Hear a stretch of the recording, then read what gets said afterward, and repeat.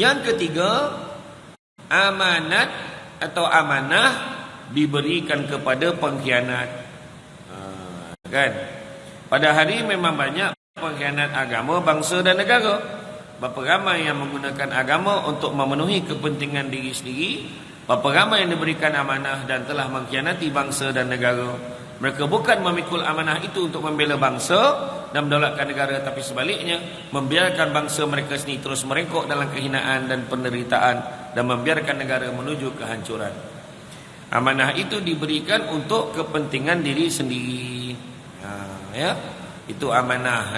Berapa ramai orang tu, sebabnya saya pergi Indonesia tu saya tengok, kan, bukanlah cakap bagus sangat, kan, tengok dekat Indonesia tu. Waktu saya ceramah di Kedutaan Malaysia di Jakarta, di Indonesia, saya nampak banyak betul poster-poster naik. Rupa-rupanya dia orang tengah berkempen nak naikkan calon presiden yang baru. Sebab di Indonesia 2 penggal saja, jadi Pak Jokowi dah habis penggalnya.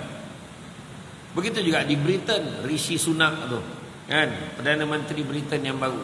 Jadi saya rasa, pandangan saya lah, kan, dengan cara itu mungkinlah orang ni kurang sikitlah masanya nak gunakan untuk benda-benda tak baik. Ini sampai 7 penggal, kan, tak tahu siapa yang kena penggal pun tak tahu, kan.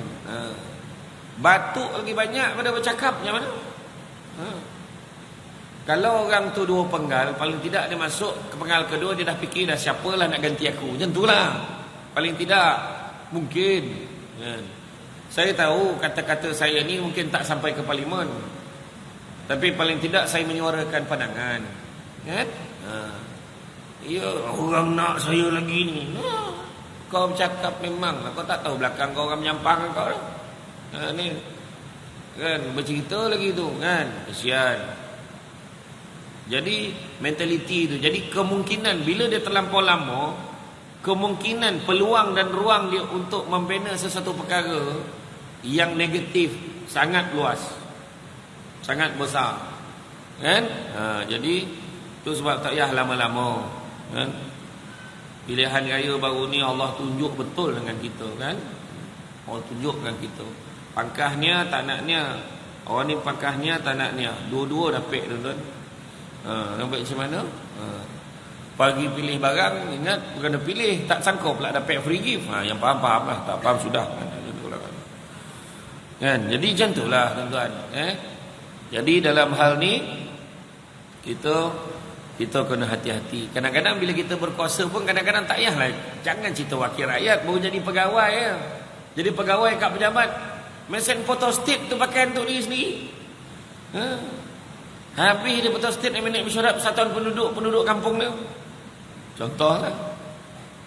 Kerja pegawai kat pejabat. Contohlah saya nak tanya perempuan lah. Anak perempuan kan kerja kat pegawai biasa je, bukannya pegawai nombor 1 dalam pejabat. Dalam nombor 18, nombor 18 ni adalah nombor yang bawah lah. Photostat IC anak pakai mesin photostat pejabat. Saya nak tanya, langgar amanah ke tak? Selai ya, langgar amanah ke tak? Tak dapat jawab dah. Macam pernah buat tu, nak tahu tu kan. Tak, maknanya selai pun selai. Kat luar bolehlah kita bayar 10 sen, 20 sen, sebab itu tujuan peribadi. Kita nampak macam tak ada apa-apa. Siapa kata tak ada apa-apa? Karbon yang kita pakai untuk photostat tu bukan kita punya. Setiap sehelai kertas A4 tu yang kita gunakan tu bukannya kertas bawa daripada rumah.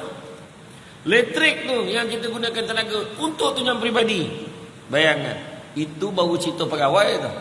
Belum lagi cerita yang pangkat tinggi. Itu sebab masalah penyalahgunaan kuasa ke apa semua banyak. Kalau benda kecil tak boleh jaga, benda besar lagi lah tak boleh jaga. Bawa anak pergi pejabat, duduk diam, jangan bising-bising. Nah ambil kertas seorang satu, kertas pejabat pergi. Nah ambil pen seorang sebatang, pen tu semua pejabat punya. Benda tu dah tak amanah dah sebenarnya, kalau ikutkan. Tu sebab kalau kita tengok dulu lah, arwah Tuan Guru ni Aziz lah dulu kan, contoh lah kan. Orang tu datang ke pasar minta sign shop buku teks skim pinjaman buku teks. Tuan guru tanya, ini urusan peribadi ke urusan rasmi? Dia tanya orang tu.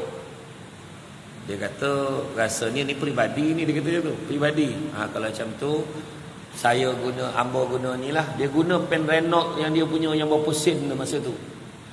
Guna pen Renault sign. Sebab pen satu lagi tu pen kerajaan negeri punya. Untuk sign urusan rasmi. Macam tu sekali jaga tuan-tuan. Kita pen pejabat macam ni pakai kat luar. Tanya apa? Beli nombor ekor pun tulis pakai tu. Contoh lah kan. Kan Wang Asam betul. Ni contoh lah ya. Contoh. Yang keempat, orang yang jujur dikhianati. Sedaya upaya usahakan dilakukan untuk mengkhianati orang yang jujur. Ini dilakukan demi memastikan orang yang jujur tiada tempat di mana-mana, apatah lagi untuk dipilih sebagai pemimpin. Kejatuhan akhlak pada akhir zaman ini sangat jelas sekali. Kerana itulah orang yang jujur sudah pasti akan diketepikan. Oi, bahaya ni, dia ni baik sangat. Ayat itu baik sangat tak boleh. Ini politik, ayat dah kan. Kita tak boleh orang yang baik sangat. Susah politik. Politik bukan macam tu. Ayat dia pula kan. Dia cakap tu dalam masjid tu. Ampe benda-benda yang bengkok dalam dunia ni. 4 perkara yang bengkok dalam dunia. Nombor 1, sungai. Tak ada yang lurus. Sungai bengkok. Yang kedua, akar kayu. Mana ada akar kayu lurus? Bengkok. Yang ketiga, perempuan. Minta maaf, perempuan pun bengkok. Tak ada mana lurus dah. Kan? Kan saya dah kata saya tak nak, makna saya nak lah tu. Kan bengkok tu. Payah nak faham tu. Kan saya kata saya lapar, mana saya nak nasi lah, mana dan tahu kau lapar apa. Dan belilah biskut. Nak nasi, dan marahan lelaki tu kan. Lelaki bangap sikit. Mana tahu kut kan. Jadi orang perempuan bengkok. Memang ulama terdahulu pun sebut, lelaki ibarat tulang yang lurus, wanita ibarat tulang yang bengkok. Tapi orang lelaki tak boleh nak membengkokkan perempuan, tak boleh nak meluruskan perempuan tu.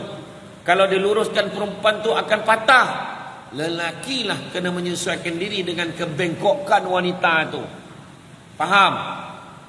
Marah lagi tu. Tak ya? Terima ya, bengkok ke lurus cakap perempuan. Mana tu? Nak yang lurus tu. Bengkok. Jadi pertama sungai, kedua akar kayu, yang ketiga wanita, yang keempat yang bengkok politik. Macam tu lah, saya tak payah ulas lah. Macam tu lah saya sebut ya. Macam tu. Jadi susah. Orang yang bijak tu dianggap ancaman, orang yang baik bahaya. Budak-budak muda tu nampak baik, budak tu masuk dekat dalam kampung kan. Budak tu nampak bagus, balik daripada luar negara, daripada Al-Azhar. Tengok bacaan itu sedap budak tu. Mengaji pun baiklah. Rasa-rasa dia ni layak jadi imam, bakal imam ni. Dah imam marah. Contohlah, ni bukan imam sini, sini okey. Ini bukan Sungai Buloh ni, dan ni Buloh Sungai. Topik lain. Dah imam tu kata, tak ada budak lagi dah tu. Banyak lagi dia kena belajar tu. Dia marah. Lepas tu dia bawa cerita, kau tahu tak budak tu sebenarnya ada masalah, kau dah buanglah universiti, belajar tak habis. Dia buruk-buruk dengan kawan tu. Contohlah. Sebab tak boleh tengok orang lebih daripada dia, dan tak boleh tengok orang yang lebih baik. Tak boleh. Sedangkan kita patut raikan orang yang lagi baik. Contohlah Samsul Debat ceramah petang ni. Bukan selalu Samsul Debat ceramah 2:30 petang ni. Nak tunjuk punya dah habis masa dia. 2:30 sumbek ceramah petang ni. Kan? Janji napik Samsul Debat ceramah kan? Boleh lah. Saya pun ceramah lah. Ponoh kan? Jadi kan, bukan sebab Samsul Debat baik sangat. Guru-guru takmir yang mengajar kat sini jauh lebih baik daripada Samsul Debat. Mereka lebih mendalam ilmunya. Kitab terbalik pun dia boleh baca. Kitab terbalik tu. Faham tak kitab terbalik tu? Maknanya dia memang dah menguasai lah kitab tu. Samsul Debat togak-togak pun belum tahu lagi boleh dapat. Macam tu lah. Jadi kita kena faham kan?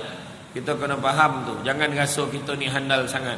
Bak kata orang, kekayaan yang paling besar adalah akal. Kemiskinan yang paling besar adalah bodoh. Keburukan yang paling buruk adalah terpesona pada diri sendiri. Dan sebaik-baik perbuatan, semulia-mulia perbuatan adalah akhlak yang baik. Saya ulang balik. Kekayaan yang paling besar adalah akal. Kemiskinan yang paling besar adalah bodoh. Keburukan yang paling buruk adalah terpesona pada diri sendiri. Dan semulia-mulia perbuatan adalah akhlak yang baik. Orang perempuan laju betul macam linap salin ni kan? Jadi betul lah tu kan? Orang lelaki dia lain. Sebab zaman Nabi makin ada seorang sahabat namanya Abu Hurairah. Abu Hurairah ni kalau dia dengar Nabi cerita apa-apa pun sampaikan, dia tahu hafal. Jadi tu orang lelaki ni yang tak menyalin ni semua saudara dengan Abu Hurairah. Macam tu lah ya? Macam tu poin ni. Tak ada orang lelaki dia boleh tengok balik kat video, dia tengok kat YouTube kan? Ayolah, dia cover lah balik kan.